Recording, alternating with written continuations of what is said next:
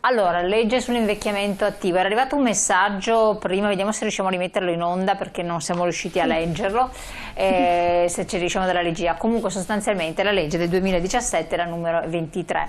A livello regionale, eccolo qua il messaggio, buongiorno, che consigli date a una donna di 86 anni che si muove pochissimo e ha artrosi alle mani, cosa potrebbe fare grazie all'invecchiamento attivo di un 86enne? Si muove pochissimo. Allora, una persona che si muove pochissimo, intanto bisogna vedere se riesce a muoversi e comunque uscire di casa, no? E quindi intanto informarsi se intorno a casa c'è per esempio un circolo Hauser.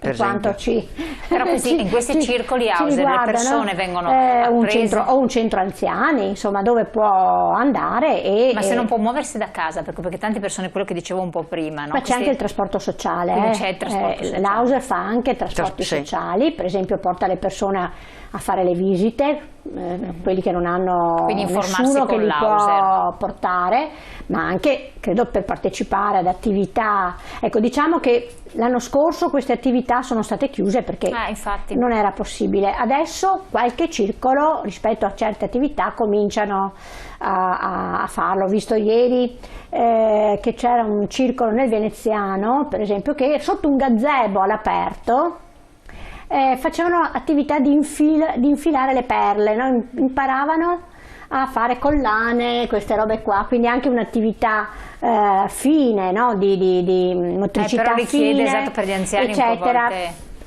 Proprio certo. mi ha incuriosito, no? Aver visto questa foto e questa iniziativa. Perché è chiaro che si sta meglio all'aperto, adesso magari si sfruttano i parchi. Le stesse associazioni. Il problema forse adesso è molto sentito perché tante attività abbiamo visto sono state sospese per veramente un anno e mezzo, alcune non hanno ripreso, perché mi diceva una signora che i centri estivi per anziani molti non sono stati ripresi, anzi proprio col marito lei sperava di poter fare un centro estivo e invece ha dovuto prendersi una casetta per conto suo in affitto in un residence sperando di stare in una compagnia.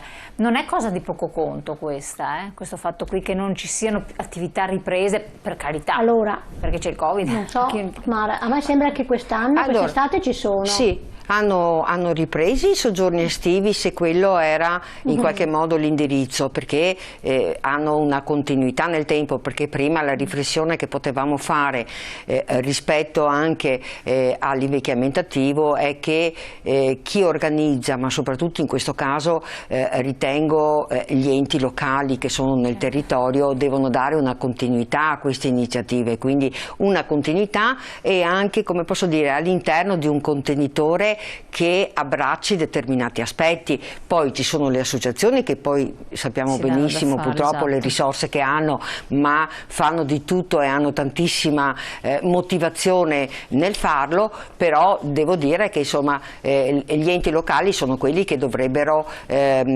giocare qualcosa di più. Uno dei problemi più grossi è che noi anche siamo di fronte a dei comuni che sono estremamente piccoli e che quindi anche difficoltà, diciamo, burocratiche fanno fatica a metterli in atto perché non hanno personale, perché non hanno risorse, eccetera, eccetera. Quindi è sempre, diciamo, che la bilancia pende rispetto alle attività soprattutto nei capoluoghi o diciamo nelle zone limitrofe. Rischiamo invece che ci siano delle zone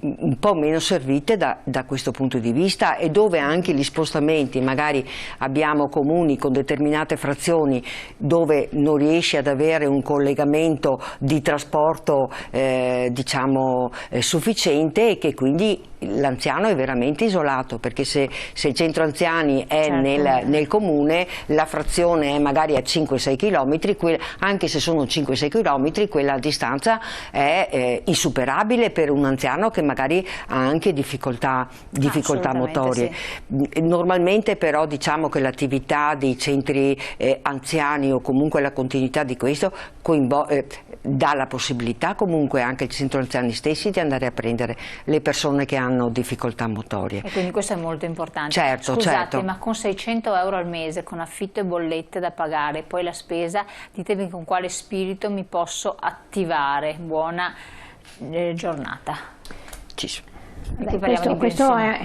Questo è un problema senz'altro pesante, no? e grave. Il problema di chi non ha, come si diceva prima, persone che sono indigenti, che hanno pensioni estremamente basse, magari donne, eccetera. Quindi... Certo. E questo interferisce pesantemente sull'invecchiamento attivo.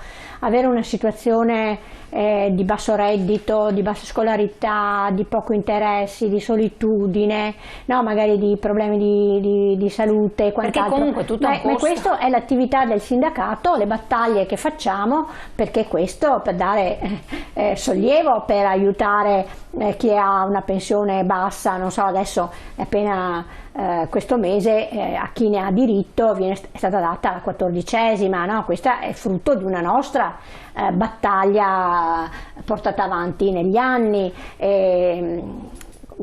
Allora, con i comuni quando andiamo a fare contrattazione sociale, se ci sono persone, prima di tutto il comune chi deve guardare? Chi è in queste situazioni e quindi aiutare queste persone. Deve saperlo, essere a conoscenza. Se una persona ha 600 euro di pensione e paga, non so, 500 euro di affitto, può vivere?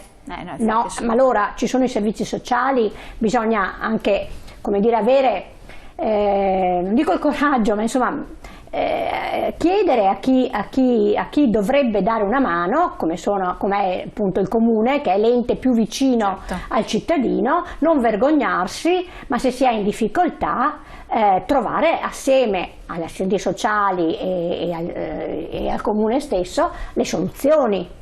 Quindi rivolgersi anche ai centri sociali del comune, questo potrebbe essere per le persone indigenti, servizi sociali, quando ci sono queste situazioni vanno verificate, comunque vanno tutte verificate e laddove effettivamente c'è una situazione di forte bisogno e di forte disagio, bisogna anche trovare le soluzioni. Quando è che interviene l'USL, che voi appunto avete detto che deve anche intervenire appunto con la contrattazione sociale di comuni ma anche le USL? Sì, ma le USL per esempio cos'è che possono fare nell'invecchiamento attivo? Intanto fare informazione, per fare gli screening per la salute, no? Attivare informazione sugli stili di vita, no? Quindi c'è un dipartimento di prevenzione nelle ULSS che deve funzionare a pieno ritmo proprio per dare la possibilità alle persone di vivere più a lungo e il più a lungo possibile in salute. Funzionano queste attività, rifunzionano quelli delle USL perché sono state sospese? Allora, normalmente si mettono in campo anche loro naturalmente risorse, bisogna sempre monitorarle e con la contrattazione sociale è diciamo lo sprint che noi e le richieste che noi facciamo. Tantissime attività tra l'altro di prevenzione sulla salute sono intrecciate anche con le attività dei comuni e degli uffici di assistenti sociali, quindi non è che ogni settore o il comune in sé con i servizi sociali operano in un ramo e invece l'attività di prevenzione o di informazione sono intrecciate e per forza di cose va così. Quindi perché se no... praticamente, leggo il messaggio, se magari la regia me lo rimette in onda in modo da essere molto concreti come ci chiedono i nostri telespettatori.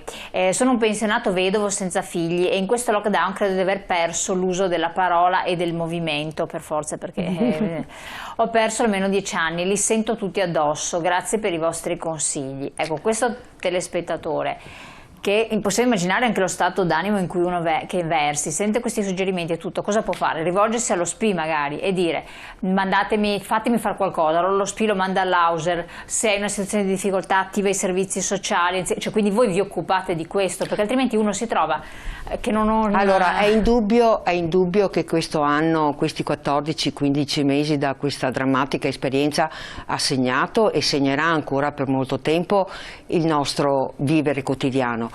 Il peso soprattutto che hanno pagato le persone sole anziane ma anche i giovani, ma noi ci stiamo occupando in questo caso di anziani, è stato molto pesante, non solo per i numeri drammatici dei morti, ma anche e soprattutto per le situazioni di continuità che ancora oggi non sono risolte. Si è tentato, e lo sforzo devo dire di far rete tra le istituzioni, tra le associazioni, di arrivare anche a queste persone sole, per portare i generi di prima necessità, è stato evidente, ma è evidente che come è importante il genere di prima necessità, il mangiare eccetera, ci siamo resi conto di quanto è importante e indispensabile per noi tutti, la socialità. Questo è indubbio, quindi ci stiamo riprendendo, sempre io dico stiamo attenti perché fuori c'è ancora tutto lì, quindi dobbiamo fare attenti, abbiamo adesso degli strumenti dei vaccini, però dobbiamo tentare di riprendere piano piano la socialità che avevamo precedentemente, per cui certamente lo SPI e le sedi dello SPI nelle zone che sono capillari non solo in città ma anche in provincia possono, devono, fanno come punto di riferimento anche per queste situazioni, perché noi dobbiamo fare anche i conti che le persone anziane normalmente hanno anche poca possibilità di avere strumenti digitali che oggi ci informano. Quello che volevo dire, cioè, se uno si mette su internet trova tutto, esatto, oggi ci informano su tutto in tempo reale. Invece purtroppo noi abbiamo fasce di popolazione che purtroppo non hanno questi strumenti.